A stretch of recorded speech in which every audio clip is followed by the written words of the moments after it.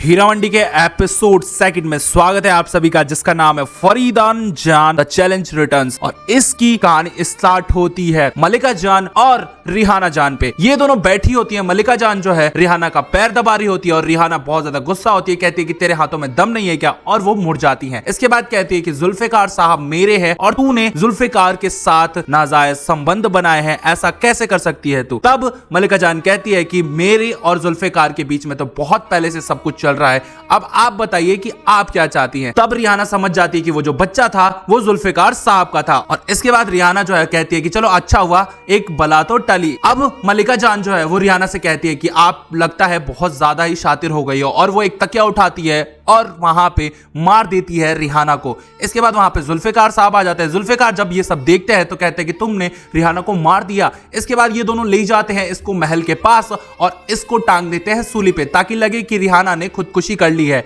और तभी मलिका जोर जोर से चिल्लाती है और कहती है कि रिहाना ने तो खुदकुशी कर ली। और फिर दिखाया जाता है रिहाना की छोटी बेटी को, और वो बहुत ज्यादा रो रही होती है। और ये सारी चीजें वो देख लेती है कि मलिका ने ही उसकी अम्मी को मारा है। और इसके बाद वो कहती है कि मैं बड़ी होकर जरूर इससे बदला लूंगी। और रिहाना के कत्ल के इल्जाम में मलिका जान जो है वो जेल चली जाती है। और वहां पे आते हैं जुल्फिकार साहब। जुल्फिकार साहब जो है वो बहुत ज्यादा अमीर होते हैं और पुलिस वालों को बहुत सारे पैसे देते हैं। तब वो पुलिस वाला जो है मलिका जान की फाइल उनको सौंप देता है और कहता है कि मलिका जान अब रिहा हो सकती हैं। देन ये कहानी स्विच हो जाती है। 25 साल बाद दिखाया जाता है कि रिहाना जो है उसकी बरसी है और सारे जो महल के लोग हैं और मलिका जान जो है वो जा रहे हैं एक कमरे में जहाँ पे रिहाना जो है वो दफनाई गई थी। इसके बाद वो वहां जाते हैं और सबको ये लगता है कि रिहाना की जो आत्मा है उसी कमरे में भटक रही है। कुछ दासियां जो है वो बहुत ज्यादा डर रही होती हैं कि उसमें सचमुच आत्मा है, लेकिन ऐसा कुछ भी नहीं होता है। और तभी दिखाया जाता है कि वाहिदा जो है वो चाबी मांगती है उस कोठरी की, क्योंकि वाहिदा को वो कोठरी चाहिए होती है।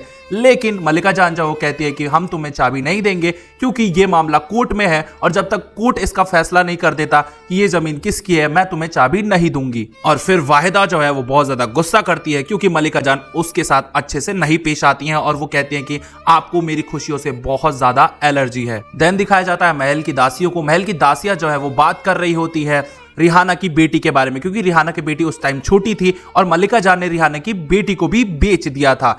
इस वजह से महल की दासियों को लगता है कि वो अब मर गई होगी और जिंदा होगी तो मलिका जान जैसे मां को मारा था वो उसकी बेटी को भी मार देंगी। एंड फिर दिखाया जाता है बिब्बो और लज्जो को। ये दोनों बहनें हैं और ये मलिका जान की बेटियां हैं। इसके बाद लज्जो जो है वो किसी जोरावर नाम के नवाब के प्यार में है और उसने लज्जो को बहुत सारे उपहार भी दिए हैं। तब बिब्बो कहती है कि ये सारे उपहार मैंने दिए हैं, आपको क्या हो गया है। और लज्जो जो है वो बहुत ज्यादा शराबी हो गई है जोरावर के प्यार में। इसके बाद बिब्बो कहती है कि आप अपना ख्याल रखिए और लज्जो कहती है कि हटो, मुझे जोरावर से मिलने जाना है। बिब्बो साथ साथ ये भी कहती है कि जोरावर जो है वो आपसे प्यार नहीं करता है और वो तो किसी दूसरे के साथ निकाह करने वाला है। एंड देन तभी दिखाया जाता है ताजदार को। ताजदार जो है एक दुकान के पास आता है जो कि इत्र की दुकान होती है। वो उस इत्र वाले से पूछता है कि ये बताइए किसका रुमाल है और ये कैसा इत्र है। इसके बाद इत्र वाला कहता है कि ये इत्र मेरी ही दुकान का है और बहुत सारी यहाँ पे दासियां हैं और खूब सारी यहाँ पे रानियां हैं जो ये इत्र लगाती हैं, तो मैं ये नहीं बता सकता। तभी वहां पे एक दासी आती है और वो रुमाल वहां से छीन के लेके चली जाती है। इसके बाद वो जाती है आलमजीब के पास और आलमजीब से कहती है कि ये रुमाल तुमने उसके पास छोड़ के आया था। और फिर वो उसका नाम पूछने लग जाती हैं। आलमजीब उसका नाम प्रेडिक्ट करती हैं और उसका नाम वो प्रेडिक्ट कर लेती हैं कि उसका नाम जरूर ताजदार होगा। एंड देन तभी दिखाया जाता है जोरावर और लज्जो को। जोरावर जो है अपनी वाइफ के साथ होता है, तभी वहां पे लज्जो आ जाती है और जोरावर ये देख के बहुत ज्यादा दंग रह जाता है। वो लज्जो को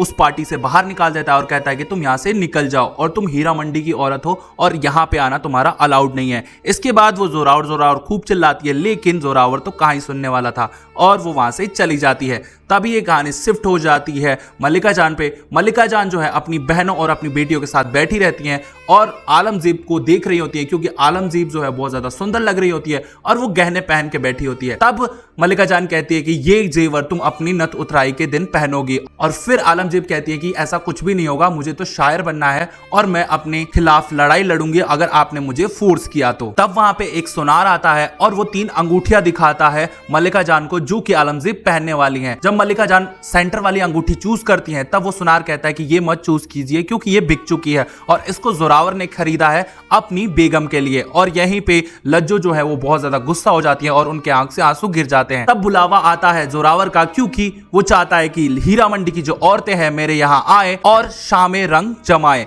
इसके बाद लज्जो कहती है कि मैं वहां जाके नाचूंगी और वो जो महफिल है वो सजाऊंगी। बिब्बो कहती है कि आप नहीं कर सकती क्योंकि आप उनसे प्यार करती हैं और कहीं गड़बड़ ना हो जाए, इस वजह से आप मुझे जाने दीजिए। तब लज्जो कहती है कि तू मुझसे जल मत, जाऊंगी तो मैं ही। और लज्जो जो है वो पहुंच जाती है जोरावर के यहाँ पे। वो वहां पे बहुत सुंदर डांस भी करती हैं, लेकिन जोरावर जो है वो बहुत ज्यादा गुस्से में आ जाता है और उसके बाद वो लज्जो पे हाथ उठा देता है। तभी वहां पे मल्लिका आती है और कहती है कि तुम मुजरा खत्म किए बिना जा नहीं सकती, तो जाओ और वहां पे जाके नाचो। और लज्जो को मजबूरन वहां पे सबके सामने नाचना पड़ता है। इसके बाद मल्लिका जान कहती हैं कि आप लोगों ने ये चीज तो देख ली। अब वो जोरावर को कहती है कि चलो तुम अब लज्जो से माफी मांगो। इसके बाद जोरावर कहता है कि नहीं नहीं, मैं माफी नहीं मांगूंगा क्योंकि मैं हीरा मंडी की औरतों को मुंह नहीं लगाता। इस वजह से मल्लिका जान जो है वो बहुत ज्यादा गुस्सा हो जाती है और कहती है कि तुम किसकी औलाद हो तुम्हें पता है। और फिर वो बुलाती हैं कुतुबुद्दीन को और फिर वो कहती हैं कि तुम मेरी ही औलाद हो और तुम्हें 25 साल पहले रिहाना नाम की एक बेगम ने बेच दिया था कुतुबुद्दीन के हाथों